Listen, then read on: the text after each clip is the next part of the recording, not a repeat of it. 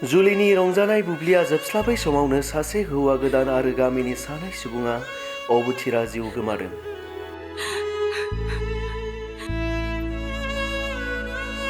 चिरां जिल्लानि आमटेका अन्थाइबारि गामियाव जादों बे दुखुनांथाव जाथाया। मोब्लिब बोजानानै साथाम सुबुङा अबथिरा जिउ गोमादों। सनिबारनि मोनानि फ्राय 11 रिंगासो समाव जादों बे जाथाया। मोब्लिब बोजानानै दैमालु नार्जारी, बिजय मुसाहारि आरो माइकेल बसुमतारिया अबथिरा जिउ गोमादों। जिउ गोमानाय सुबुंफोरनि गेजेराव माइकेल बसुमतारिया हौवा गोदानमोन। गावनि हाबानि सानावनो अबथिरा रुंसारि जाबाय माइकेल बसुमतारी। हाबानि रंजानाय बुब्लिया जोबस्लाबै समावनो जिउ गोमादों माइकेल बसुमतारिया। गुबुन फारसेथिं दैमालु नार्जारिया नखराव सासेल' फिसाज्लामोन, जाय नखरखौ दैदेनबोदोंमोन आरो बिजय बसुमतारियाबो नखरनि सुंथागिरिमोन। जाथायनि बागै मिथिनाय बायदिब्ला एसटि लाइनआव गय बिखं गोग्लैसिननायाव दोंसे कारेन्ट तारा जसना हायाव गोग्लैयो आरो साखाथियाव थानाय नखरफोराव गोबां गोहोनि कारेन्ट बोहैनायाव सोरगिदिं अर जोंब्लावो। बेबादि समावनो कारेन्ट सुइच बर्डखौ बन्द खालामनो नाजानायाव बे जाथाया जायो। माबोरै जाजेननाय? जों सानैजों उन्दुबाय दा, ओमफ्राय बिहा मबाइल नायगासिनोमोन, आंहाबो नायफादोंमोन बिखौ।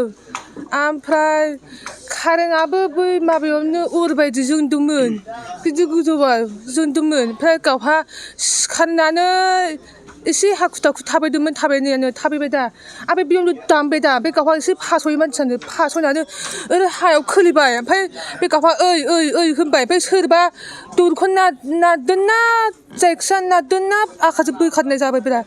ओमफ्राय न' सिङाव हाबबाय, ओमफ्राय मानसिखौ थिखोबाय। ओमफ्राय आंहा सिखारबाय, मा जाखो होननानै सिखारबाय दा। ओमफ्राय खामसालियाव ज' दावराव जाबाय थाबाय, बेखौनो नायबाय थाबाय। थैनाया बारा थैयाखैमोन, एसे जिउ दङमोन, थैहांनो नागिरदोंमोन।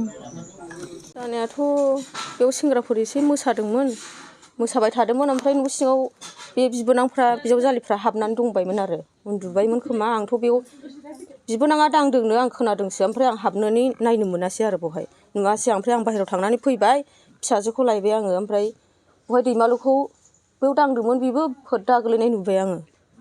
बिसिमल' नुदों आरो आं। ओमफ्राय आं फिसाजोखौ लानानै खारलांबाय बाहेरायाव, बिसिमल' नुदों।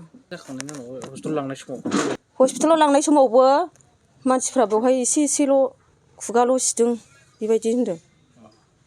संनाया ब्लाव ब्लाव जोंब्लावथारो एकदमबारे। बबेनिफ्राय जानाया माबोरै जाया बियो? जानायाथ' बैयाव जाहैजेनग्रोबाय नालाय, बेयाव जानानै डाइरेक्ट बेयाव फैबाय। ओमफ्राय दैमालुआ बे ब्लाव ब्लाव जोंब्लावनाय नैबे गथ' गोलैनाया बे दांहैबाय बेवहाय। ओमफ्राय बे दांनानै बै बिबोनाङाबो गाव उन्दुग्रानिखौ दांबाय बेबायदि। औ, सुइस बर्डखौ दांदोंनो। बन्द खालामनो नाजानाय? औ, बन्द खालामदोंमोन। খুবেই দুখজনক ঘটনা। মাইকেলৰ আপোনালোকে দেখিছে, যোৱাকালি বিয়া হৈ গৈছে তাৰ। ৰাতি সি তাৰ ৰুমতে যেতিয়া এটা স্পাৰ্ক কৰা দেখিলে ছুইচ বৰ্ডত, সেই ছুইচ বৰ্ডত স্পাৰ্ক কৰা দেখি সি ছুইচ অফ কৰিবলৈ গৈ পেলাই সেই মুহূৰ্ততে ঢলি পৰে তাৰ ৱাইফৰ সন্মুখতে। ৱাইফে প্ৰত্যক্ষ কৰি আছে। আৰু বিয়াৰ পৰ্ব শেষ হোৱাই নাছিলে, আগফালে যথেষ্ট মানুহ আছিলে। হুলস্থুল শুনি পেলাই দৈমালু যিজন আছে, দৈমালু বাহিৰত বহি আছিলে। তেওঁ আহি পেলাই যিটো মেইন ছুইচ, তাত আহি পেলাই মেইন ছুইচত কাট আউটটো উলিয়াই কাটিবলৈ তেওঁ চেষ্টা কৰোঁতে তেখেতো সেইখিনিতে ঢলি পৰে। আৰু ইফালে আপোনালোকে দেখিছে, এই নাতি দূৰত ঘটনাস্থলীৰ পৰা, বিয়া ঘৰৰ পৰা 50 মিটাৰ আঁতৰত বিজয় ঘৰতো সেই একেই ঘটনা। বিজয়ো শুই আছিলে, শুই থাকোঁতে ছুইচ বৰ্ডত স্পাৰ্ক দেখি পেলাই মোবাইল চাৰ্জত দিয়া আছিলে। তেখেতো এৰুৱাবলৈ আহি তেওঁ তেখেতৰ পৰিবাৰৰ সন্মুখতে ঢলি পৰে। আৰু এতিয়া আমি প্ৰাথমিক তদন্তত যিটো দেখিছোঁ, যিটো 11 kV লাইন গৈছে, সেই 11 kV লাইনটো এটা পলৰ ওচৰত এটা লাইন ছিগি পেলাই, যিটো ইয়াৰ ছাৰ্ভিচ লাইন যিটো আছে, ছাব লাইন, তাত আহি পেলাই পৰিলেহি। ফলত যিমানখিনি এইখিনিত আশে পাশে যাৰ যাৰ ঘৰত ইলেক্ট্ৰিকেল কানেকশ্যন আছে, ইলেক্ট্ৰিচিটি, চবতে এই বস্তুটো হৈছে, স্পাৰ্ক কৰিছে চবৰে ঘৰতে, যিখিনি কথা শুনিছোঁ। কিন্তু এইটো মাজনিশা হোৱাৰ কাৰণে আমি এই 3জন আমি হেৰুৱাইছোঁ। হয়তো এইটো দিনৰ ভাগত হোৱাহেঁতেন আৰু ডাঙৰ ঘটনা ঘটিলহেঁতেন।